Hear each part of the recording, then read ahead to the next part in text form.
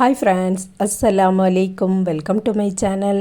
இன்றைக்கி நம்ம சேனலில் நல்ல டேஸ்டியான குனாஃபா ரெசிபி தான் பார்க்க போகிறோம். எப்படி பண்ணலான்னு பார்க்கலாம். அதுக்கு முன்னாடி நம்ம சேனலை சப்ஸ்கிரைப் பண்ணாதவங்க சப்ஸ்கிரைப் பண்ணிடுங்க. பக்கத்தில் இருக்கக்கூடிய பெல் ஐகானையும் கிளிக் பண்ணிடுங்க. இப்போ நம்ம வீடியோக்குள்ளே போகலாம். ஃபஸ்ட்டு ஒரு நான்ஸ்டிக் பேன் எடுத்திருக்கேன். அதில் 2 கப்பு காய்ச்சின பால் சேர்த்துருக்கேன். 2 டேபிள் ஸ்பூன் சீனி ஆட் பண்ணிக்கிடலாம். 1 டேபிள் ஸ்பூன் மில்க் பவுடரும் சேர்த்துருக்கேன். 1 டேபிள் ஸ்பூனுக்கும் கொஞ்சம் அதிகமாட்டு கார்ன்ஃப்ளவர் மாவு சேர்த்துக்கலாம். இதை நல்லா மிக்ஸ் பண்ணிடலாம். கார்ன்ஃப்ளவர் மாவு சேர்க்கும்போது தான் இந்த பால் நல்ல திக்காட்டு மாறும். அதுக்கப்புறம் ஒரு சின்ன பாத்திரம் எடுத்திருக்கேன். அதில் பட்டர் சேர்த்துக்கலாம். நான் பாதி அளவு போட்டு அப்படியே மெல்ட் பண்ண போகிறேன். நம்மளுக்கு தேவைக்கு சேர்த்துக்கிட்டால் போதும். மெல்ட் பண்ணும்போது எல்லாத்தையுமே மெல்ட் பண்ணிடலாம். நெக்ஸ்ட்டு தேவைப்படக்கூடியது பொடி சேமியா. இது நம்ம ஊரில் நிறைய கடைகளில் நான் ட்ரை பண்ணி பார்த்தேன், கிடைக்கல. அப்போ நான் மும்பை போயிருந்தப்போ அங்கே இந்த சேமியாவை பார்த்தேன். சரி இருக்கட்டும் அப்படின்ட்டு வாங்கிட்டு வந்தேன். குனாஃபா செய்கிறதுக்காக வேண்டியே தான் நான் இதை வாங்கிட்டு வந்தேன். இது நல்ல பொடி பொடியாகவே இருக்கும், நல்ல பஞ்சு போல் இருக்கும். அது உள்ளுக்கு எண்ணெயெல்லாம் அப்ளை பண்ணி தான் வச்சுருக்காங்க. அந்த ஊரில் ஸ்வீட்லாம் பண்ணக்கூடிய சேமியா அப்படின்ட்டு தான் நான் நினைக்கிறேன். இது எதுக்குள்ளலாம் தெரியாது, நிறைய வச்சுருந்தாங்க. நானும் கொஞ்சம் குனாஃபா செய்யலாம் அப்படின்ட்டு வாங்கிட்டு வந்திருந்தேன். இதை நல்ல பொடி பொடியாக பிச்சு எடுத்துக்கலாம். ஃபாரின்லாம் குனாஃபாக்குள்ள ஷீட் கிடைக்கும். இங்கே மேக்ஸிமம் கிடைக்காது. இந்த சேமியாவை பார்த்தீங்கன்னாலே தெரியும், பஞ்சு முட்டாயில் இருந்தும் கொஞ்சம் தான் பெருசாட்டி இருக்குது. நல்ல சாஃப்டாக இருக்கும். இது இருக்கட்டும். இனி நம்ம நெக்ஸ்ட் ப்ராசஸ் பார்க்கலாம். பாலில் கார்ன்ஃப்ளவர்லாம் போட்டு வச்சதை அடுப்பில் வச்சுட்டு நல்லா மிக்ஸ் பண்ணிடலாம். இது திக்காட்டு மாறணும். குனாஃபா பெரும்பாலும் க்ரீம் சீஸ் வச்சு தான் செய்வாங்க. அதுதான் நல்ல ஒரு டேஸ்டியாட்டு இருக்கும். அது வச்சு செய்யாமல் வேறு எந்த மெத்தடில் செய்யலான்னு பார்த்தீங்கன்னா, இந்த மாதிரி பாலில் கார்ன்ஃப்ளவர் மாவு மிக்ஸ் பண்ணி செய்யலாம்.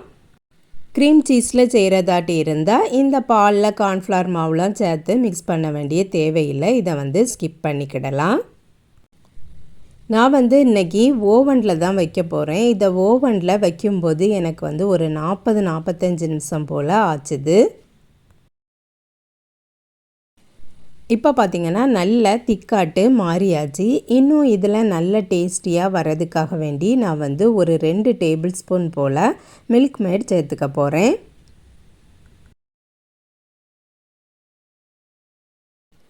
மில்க் மேட் சேர்த்ததுக்கு அப்புறமா ஒரு 2 டேபிள் ஸ்பூன் ஃப்ரெஷ் க்ரீம் சேர்த்துக்கலாம். இந்த ஃப்ரெஷ் க்ரீம் வீட்டில் உள்ளது தான். நெய் எடுக்கிறதுக்காக வேண்டி பாலாடை நம்ம சேர்த்து வச்சுருப்போம். அதில் ஃப்ரெஷ்ஷாட்டு உள்ளது ஃப்ரீசரில் இருக்கும். அதை தான் நான் சேர்த்துருக்கேன். இதை சேர்த்ததுக்கப்புறமா நல்லா மிக்ஸ் பண்ணி கொடுத்துட்டு அடுப்பை ஆஃப் பண்ணிடலாம். இனி அடுத்த ப்ராசஸ் பார்க்கலாம். சேமியாவை நல்லா உடச்சி போட்டாச்சு. மெல்ட் பண்ணின பட்டரை இதில் சேர்த்துடலாம். எல்லா இடமும் படுறது மாதிரி நல்லா மிக்ஸ் பண்ணி கொடுத்துக்கிடலாம். அவ்வளோத்தையுமே ஃபஸ்ட்டே ஊற்றக்கூடாது, கொஞ்சம் கொஞ்சமாக சேர்த்துக்கிட்டால் போதும். எல்லாத்தையும் போட்டு நல்லா மிக்ஸ் பண்ணியாச்சு. கேக் செய்யக்கூடிய இந்த மாதிரி ரவுண்டு டின்னில் தான் நான் வைக்க போகிறேன். இதுலேயும் கொஞ்சம் பட்டர் ஊற்றிருக்கேன். இதுக்கு மேலே ஃபஸ்ட் லேயராட்டு நம்ம சேமியாவை சேர்த்துடலாம். ஈவனாக போட்டு விட்டுறலாம். ஃபஸ்ட் லேயர் போட்டதுக்கு அப்புறமா நம்ம ரெடி பண்ணி வச்சுருக்கக்கூடிய இந்த கார்ன்ஃப்ளவர் மிக்ஸை சேர்த்துடலாம். இந்த மிக்ஸ் கொஞ்சம் அதிகமாட்டு இருக்கிறதுனால நான் கொஞ்சம் பேலன்ஸ் வச்சுருக்கேன். இதுக்கு மேலே நம்ம கொஞ்சம் சீஸ் சேர்த்துக்கலாம். எந்த சீஸ் வேணாலும் நீங்கள் சேர்த்துக்கிடலாம். சீஸை நான் கட் பண்ணி எடுத்து வச்சுருக்கேன். அதை எல்லா இடமும் போட்டுடலாம்.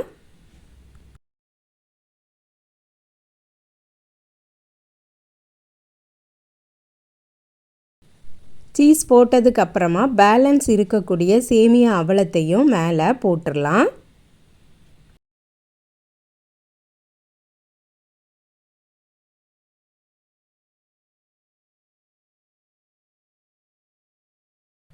ஸ்ப்ரெட் பண்ணி அப்படியே போட்டு விட்டுறலாம். ஒரு பாத்திரத்தை வச்சு லைட்டாக அழுத்தி விடனா கூட அழுத்தி விடலாம். நான் அப்படிலாம் பண்ணலை, இதுவே போதும். இதுக்கு மேலேயும் ஒரு டீஸ்பூன் போல் பட்டர் வேணும்னா கூட ஆட் பண்ணிக்கிடலாம்.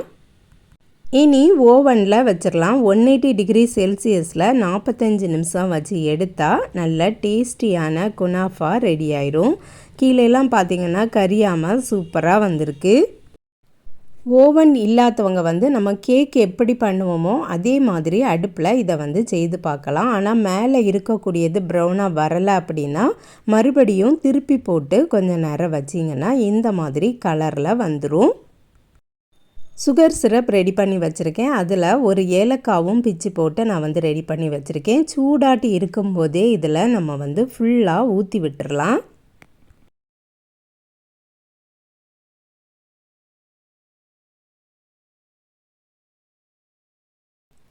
மேலே கேசிவும் பிஸ்தாவும் நம்ம பொடிச்சு சேர்த்துக்கலாம். சூடாட்டே கட் பண்ணி சாப்பிட வேண்டியது தான். நல்ல டேஸ்டியான கலர்ஃபுல்லான குனாஃபா ரெடி ஆயிட்டு. மேக்ஸிமம் பொடி சேமியாவில் வச்சு ட்ரை பண்ணி பாருங்கள், அப்போ தான் நல்லாயிருக்கும். நம்ம சேனலில் நிறைய ஸ்வீட் ரெசிபீஸ், ஸ்நாக்ஸ் ரெசிபீஸ்லாம் போட்டிருக்கோம். பார்க்காதவங்களுக்கு ப்ளேலிஸ்ட்டில் இருக்கும், செக் பண்ணி பாருங்கள்.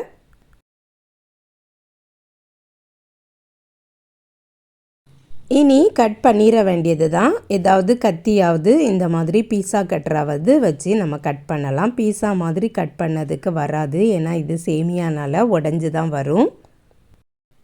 நல்ல ஸ்வீட்டான டேஸ்டியான குனாஃபா ரெடி ஆகிட்டு. நீங்களும் இதே மாதிரியே ட்ரை பண்ணி பாருங்கள் ஃப்ரெண்ட்ஸ். இந்த வீடியோ பிடிச்சிருந்தா லைக் பண்ணுங்கள், ஷேர் பண்ணுங்கள். நம்ம சேனலை இது வரைக்கும் சப்ஸ்கிரைப் பண்ணலைன்னா சப்ஸ்கிரைப் பண்ணிடுங்க. நெக்ஸ்ட் வீடியோவில் வேறு ஒரு ரெசிபியில் சந்திக்கிறேன். அஸ்ஸலாமு அலைக்கும்.